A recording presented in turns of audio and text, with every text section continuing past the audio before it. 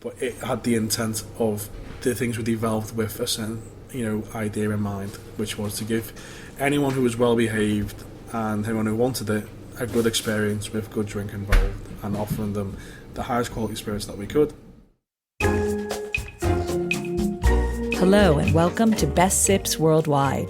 I'm your drinking companion, Susan Schwartz, an American travel writer living in London. Thanks to my mother's love of martinis, the first words I spoke were shaken, not stirred, and I've been obsessed by the history of cocktails ever since. Through the years, I've been lucky enough to sip some of the best made by the best. Hear that sound? It's time to cozy up to the bar and let me introduce you to the movers and shakers of the world's most famous watering holes. Little did they know when they were at school together that they would change the bar scene in Liverpool. After studying art and tourism respectively, our guests today, John Ennis and Matt Farrell, only wanted to be their own boss and make drinks they could be proud of. Now they have everyone in Liverpool and now London drinking 100% agave tequila. John starts us off.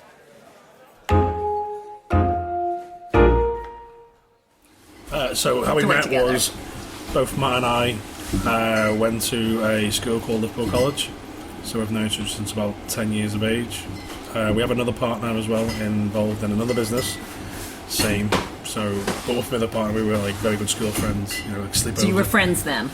Not really. We went to school together. Yeah. We wouldn't go to the other partner. You weren't drinking together already? No, the other partner, we'd stay at each other's houses and on weekends. I was in the year below. Okay. In school. Oh, yeah. So we weren't like the closest of friends back then. But actually, the first time we worked together professionally was I moved back from university and I sent out a CV to a bunch of independent-ish bar restaurants to find out if my expertise could be used in any kind of manner. And what was that expertise? What did you study? Oh no, it was what I studied and my expertise are two different things. So if you want to ask me about what did you study? Well, I studied fine art. Oh, okay. Okay, and so I did that for about 5-6 years after school and stuff.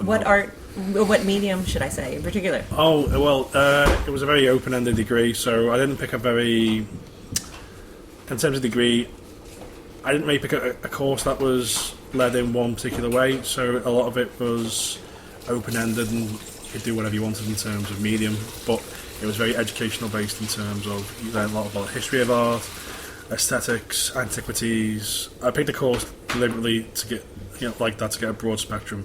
The only thing I didn't realise is when I did the course it was joint honours, and I ended up doing a lot of exams, a lot of reading, which I wasn't anticipating on doing when I got there. But anyway, so after I did that, I graduated with 500 credits and found out to do a master's I need a few more credits, so I handled a few essays and things to do to get my masters, and then that was it. Then and then were you bartending as well at the same time? Yeah, the whole time I was bartending, full time. So it was to me it was more of a hobby as well as getting paid for the bartending was the hobby, or the art was the hobby? Both, isn't it? But it's and I was getting paid for both at the time. By the way, I sold quite a lot of art when I was in university. But I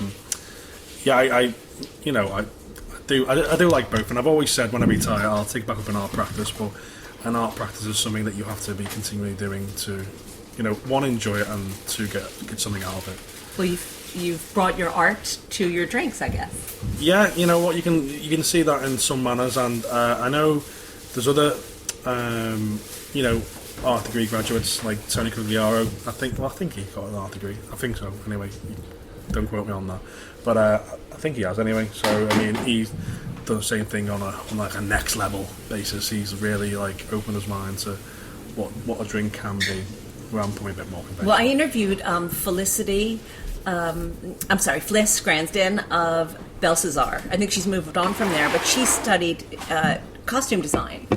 Okay. So she said her first competition, she made the drink look so pretty, but it didn't taste so good, and so she didn't win. So I'm finding that a lot of you guys and girls come from that kind of artistic, creative background, and bring it to the drinks. And it's no shock. Yeah, really, it seems to go hand in hand. It's quite a creative industry. especially with interiors as well, and just even concepts, they can be quite creative. It's not like your average person who does like a 9 to 5 will walk into it and be like, I want to be a restaurateur or bar owner, because they're usually the ones that we see on a regular basis fail. Oh yeah, that happens more often than that now. Were you into art as well? No, I was studying tourism. I'm actually from more like a kind of food background, really restaurant based. I was actually doing my masters of tourism when we first put on our first venture, so I never actually finished it. But I don't think I need to, hopefully. So you remained friends from 10 years old until... No, we weren't really friends. We were in school. I think we had one class together, maybe something. I can't remember. But I used to go out with my friend's sister, actually. Oh boy! Yeah, now the truth comes out. I did. She got his friend's sister. But yeah, so I mean, wait. So you had what were we talking about after how we met? So I think after university, I sent this letter about like what I'd done for TJ Fridays and Hara Cafe, which was a company training for both of those, and I had quite a. That's quite a rigorous training. It is. Both of them are. I mean, both of them have got their own credibility in their own manner, but they don't stand up on today's platform of what bartenders are doing. But, they have a good training programme, I suppose. It depends about who's got the information and how they then use it. So, I had a very varied background before that. So, I'd worked for a company called Living Ventures, and I'd worked for a lot of small independent bars. I'd worked abroad. As a bartender? Yeah, as a bartender. So, a few of these things, just add to the CV, and it looks a certain way when someone's reading it. If you're an independent restaurant bar and you want a bit of an edge, someone with a good education in the drinks industry can certainly give you a lead and, a lead on your competitors. So anyway, I sent out this letter, I had loads of responses, and then the one that attracted me the most was this bar called The Gallery, which is actually in a suburb where I grew up. So I ended up taking that job there.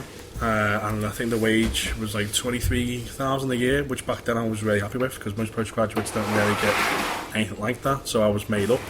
And then they announced that they were going to expand. I mean, that's part of what I at the job. Anyway, they were expanding to open this one in Formby, which is another suburb. It's a bit more affluent. It's where a lot of footballers and things live. And the GM at the time was like, I need to hire someone to do the floor training and whatnot. And Matt CV had came in, and I seen it, and I was like, said to the GM, Lee, you need to ring this guy. Did you know it was the Matt Farrell?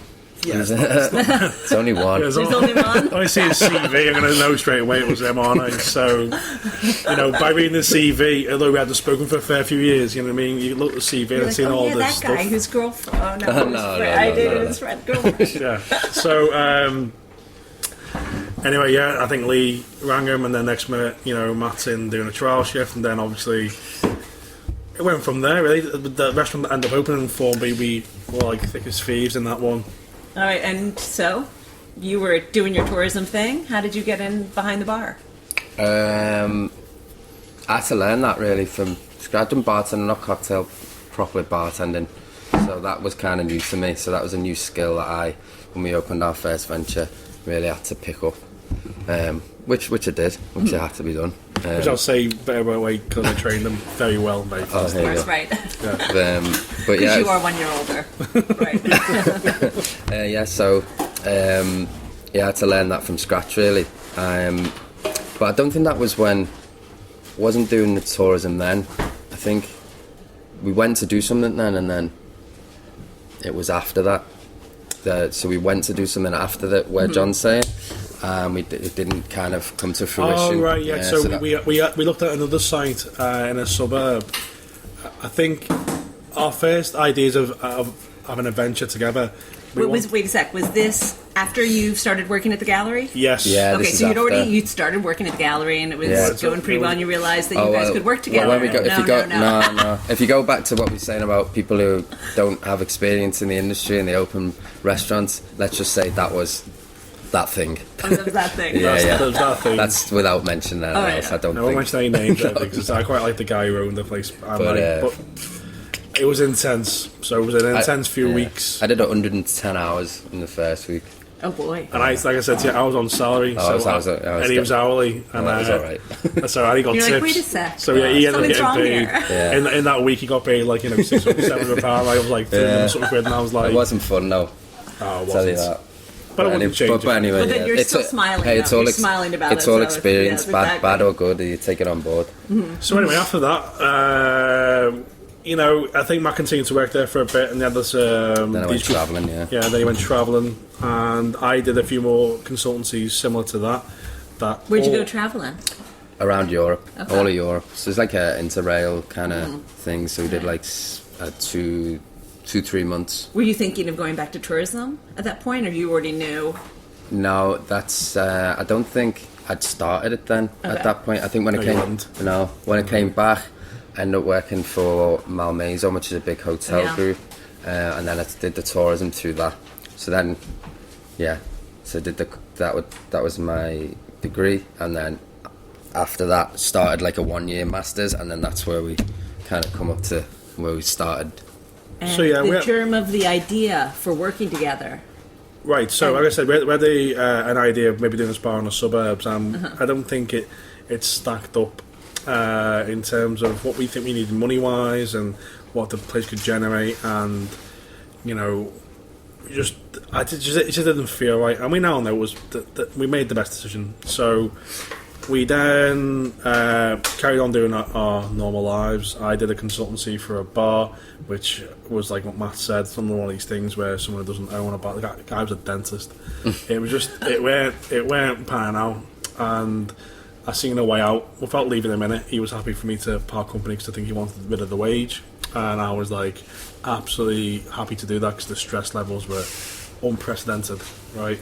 Worse than any kind of stress I've done doing my own bars. So I walk down the road, and as I'm walking down the road, I see, I do a left, and I'm like wandering aimlessly, and I see this to let sign above the building, which turned out to be our first bar, and I seen it, and I rang Matt straight away, and I was like, there's a building there on Slater Street on the corner, and he's like, oh, you talking about for the thing? And I was like, yeah. And he's like, make a phone call.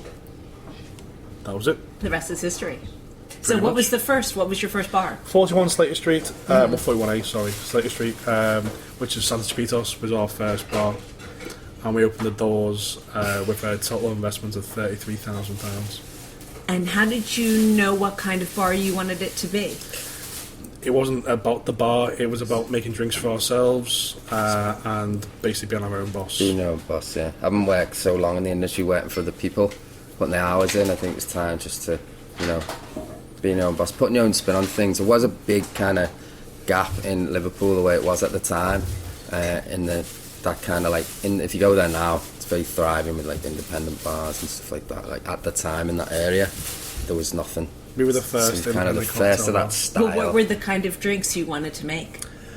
It was more concepts where I thought people made decisions based on money, and I knew that you didn't have to make decisions to drinks based on money.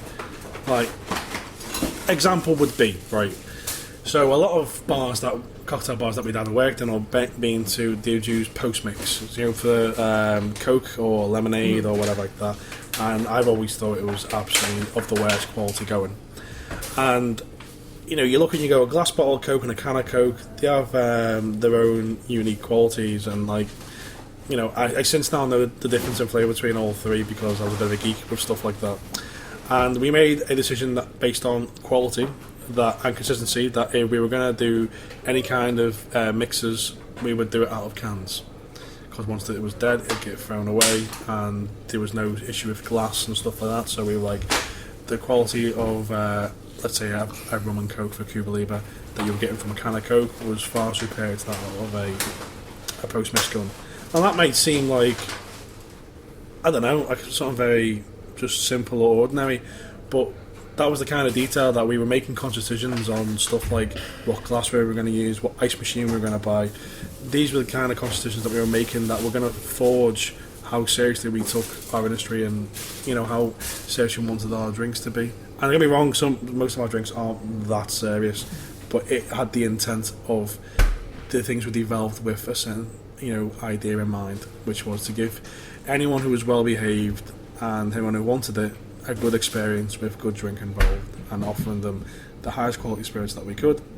And how long do you think it took before Liverpool figured this out, and found you and said, I know exactly when that happened. So the first few weeks, it was developed quite slowly, but in a good way. Like we'd set like a break-even thing, and the break-even was like £3,700. We knew that was like, we weren't going to make any money, but we knew we'd break even. We also knew we did £7,000, and we were working there ourselves. We'd both have a nice little salary of like 20-something thousand pounds a year, something like that. And we, don't get me wrong, if things hadn't changed and that was our life now, we'd still be very happy, because we'd be working for ourselves and whatnot, and I'd be happy with that. But there came a tipping point, so we never once made less than £7,000 since the door opened. So I think the first week we did like £11,000 or something like that, and that's kind of just been it since then. And the tipping point was St. Patrick's Day in April. We never had like a really busy midweek night, and I think St. Patrick's Day might have been on a Tuesday or a Wednesday or something like that, or maybe even a Thursday. And we had our first big night, which was, we did £3,000 in a night, which to us, that was huge. We were like, oh my, £3,000 in a night. I couldn't have thought of doing that. And that was the tipping point. From that point onwards, the next day did the same, and you obviously were exposed to a much bigger crowd. And we even painted the bar a different colour that day. We painted the columns in front of the bar. We painted them the Irish flag, and we really made a go of it. And just some people that worked that night still work. Actually, no, it's two lads who still worked on that night still work for the company now. And then it just exploded, and you have how many bars in Liverpool now? 4 bars, 2 restaurants. 4 bars, 2 restaurants. And now you've come to London. Yes. With one of yours, which is El Bandito. So why don't you tell us about El Bandito and how, the theme and how you thought of it? Okay, well, we'll start with the theme. It's tequila Mezcal-eria. Which that term, by the way, Mezcal-eria and tequila-eria, wasn't really coined, I reckon, in the last 10 years until very recently. So, but I mean, that's just by the by, because you haven't really had very many specialists. Mezcal or tequila is. Mezcal is a very new thing to the industry, although it's been around for hundreds of years. It's just new for selling a lot of it. So what happened was, the first bar that we had was definitively a rum bar, because I used to be quite an avid rum collector quite a few years ago. I found it was my specialist niche, and I had a very, very big rum collection, which I donated to the bar when we first opened. And yeah, over the years, I think my love for rum definitively died, and it was literally, I can tell you the moment it happened. The moment it happened was, we were conned by a rum company. Basically, we signed a contract. We got let down with their payments, and I won't say who, but we were let down by the payments, and they got promised a trip because we'd smashed all expectations, and the contract that they gave us was just, obviously they thought we'd never fulfill it, and we did. That was the first dent. And then the second one was when I went to my first Caribbean rum distillery. I asked to taste the rum out of the barrel, and I did, and I asked how old the barrel was. The barrel was 10 years old, and I thought I was in for a treat, and I was greeted with a glass of dust. It tasted disgusting. And ever since then, I know that's now the case, so I know that what comes out of the barrel isn't necessarily what goes directly into the bottle. It goes through a rigorous blending process, and things get added to it, and I just thought it was very dishonest. So you just switched on over to tequila? Well, we'd always liked tequila anyway. I mean, we'd always had some good agave selection in the bar, but I think what happened was, I just thought that the tequila as a product was slightly a bit more honest. The aging process in itself is so much smaller, and you just think to yourself, I mean, without getting into the technicalities of it, just that makes it much more hard to lie about whatever you've done to it. So, I went to Mexico a few times, and every time I went, the distilleries just seemed very open about what they do, and although they do see you as a gringo, there's certain things they just can't hide. And then did that test where a guy called Stefano, who was working for a woman called Sophie at the time, he was like, hey guys, do you want to taste the Reposado? And I was with a friend of mine called Danny McNeil, and we were like, yeah, go on. So he got his hand in on a glass bottle, put it in the barrel, filled up the bottle, went, there you go guys. And we were like shocked, and was like, so this was like a bottle straight out of the barrel, and we tasted it, and it just tasted exactly the same as the product. I mean, I'd done it a few years previous in Jameson's. We tasted some sherry some sherry cask direct off the barrel house, and it was absolutely amazing. So stuff like that, these kind of things just edged me more into thinking that I wanted to find that if I was going to really like a product, I needed something to really believe in, and knowing that if I'm passing the information on to someone else, that I wasn't going to be lying to them, and I wasn't going to be telling them something that I wasn't absolutely 100% sure about. And I suppose it just went from there. Why did you bring it down to London? This one? Well, Joseph, wherever Joseph's gone, he's knocking around somewhere.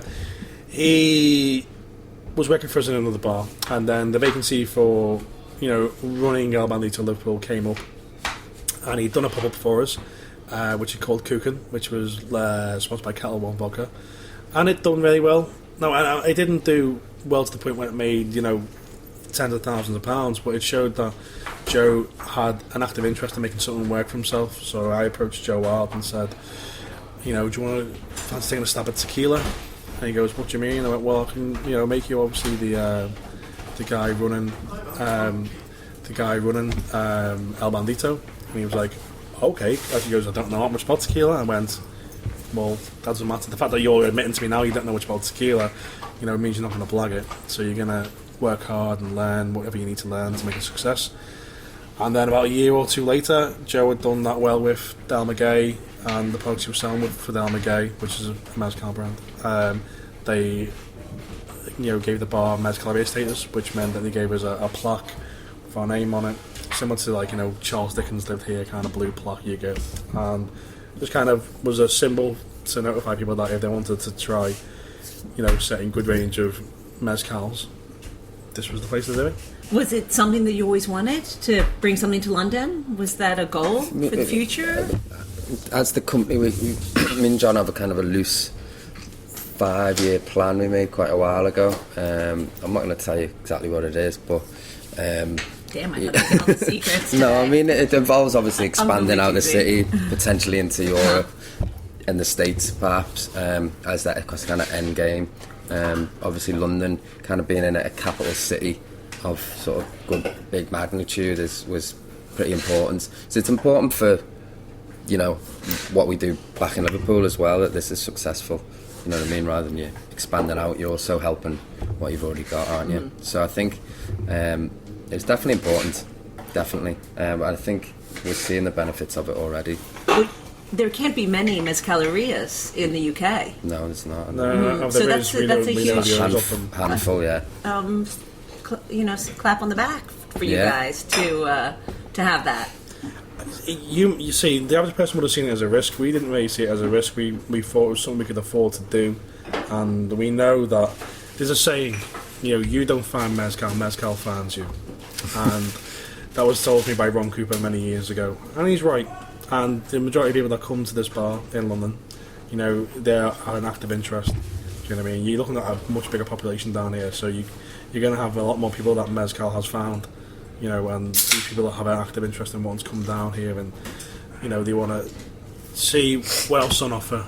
Most bars will have maybe specific. Yeah, You want to see, and you can see we do tasting flights where we do two different ones. We do Highland West Low and Tequila, where we talk about the difference of terroir and what effects that may have on tequila, and then we just do a straight Espelin Agave, which is a mezcal, against just the Blue Weber Agave, and how the differences pair up. I mean, it's very obvious. I mean, it's like tasting two different spirits, if I'm being honest. But for the average person, when they just hear mezcal and tequila, they don't see the relation unless they've been in the industry and then they've been told, and they know. But the average consumer, it's a great little experience. And you have some really creative things on the menu here. It's not just a margarita, No, we do margaritas. Yes, of course.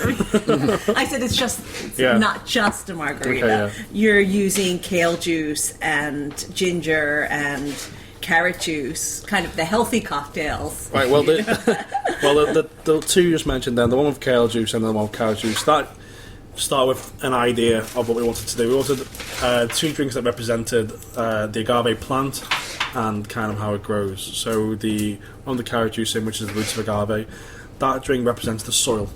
So if you go to the Highlands of Arandas, the soil's like a very deep red clay colour, and there's the orange that the carrot juice gives the drink really does stand out, and it is a really unique colour. And we contrast that with some with a pineapple foam. But the idea of it was, so you want to get this idea, the root, the whole like kind of this root vegetable thing that agave is almost like. So when you cook agave, it gets this very stringy thing, like a sweet potato. And last time I was in Mezcal, I was like, this is really similar to the sweet potato parsnips kind of thing. And I was like, is there any correspondence between the two? And then we found out, yeah, there is really. And then we couldn't get sweet potato to work. We tried a lot.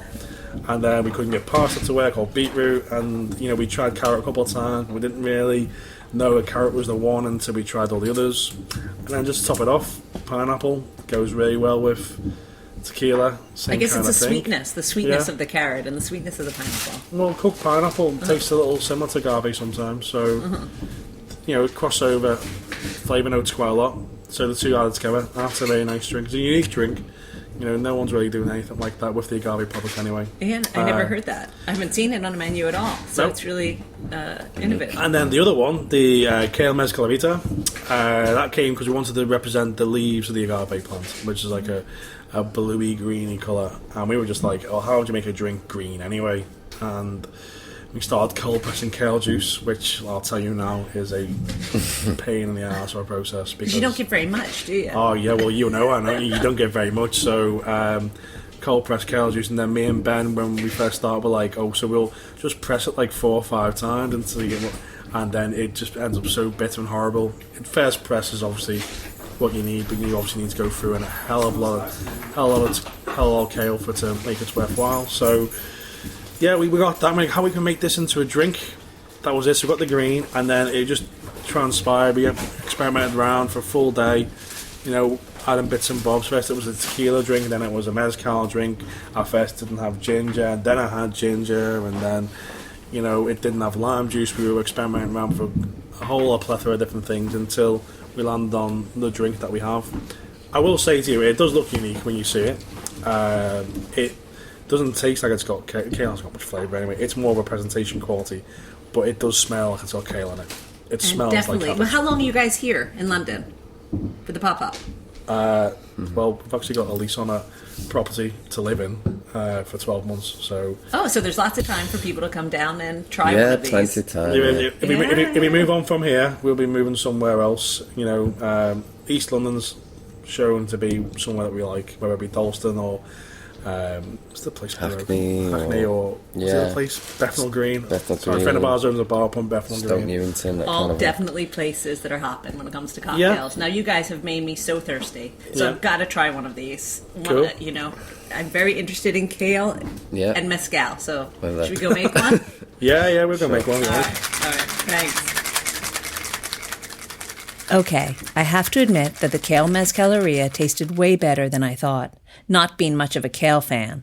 Still, I am a mezcal fan, so I need to thank John and Matt for bringing El Bandito to London, and of course for being on the show. For my cocktail of the week, I'm going with the simple margarita, but this time it's Craig Claiborne style, the former food editor and critic of the New York Times. On July 30th, 1960, he wrote a piece for the Times introducing tequila to his readers, calling it, quote, vaguely sweet, slightly musty, and certainly pronounced, unquote. Knocking the Bloody Mary off its pedestal, the margarita was now the drink of choice. Times have hardly changed. Here's his simple recipe. 1.5 ounces of tequila, 1 ounce of Cointreau or triple sec, 1 ounce lime or lemon juice, and then combine everything in a shaker, add ice, and shake well. Then strain into a salt-rimmed glass and serve. That certainly hasn't changed. We celebrate Whiskey Month by having Simo on our program. People come from near and far to sip whiskey at the legendary Milroy's in Soho. Find out next week how this 30-year-old became such a whiskey aficionado in such a short time. Until next time, bottoms up. For more information and links to everything you've heard about, plus a bit more, please visit bestbitsworldwide.com. Thanks for listening to Best Sips Worldwide, a spin-off of Best Bits Worldwide.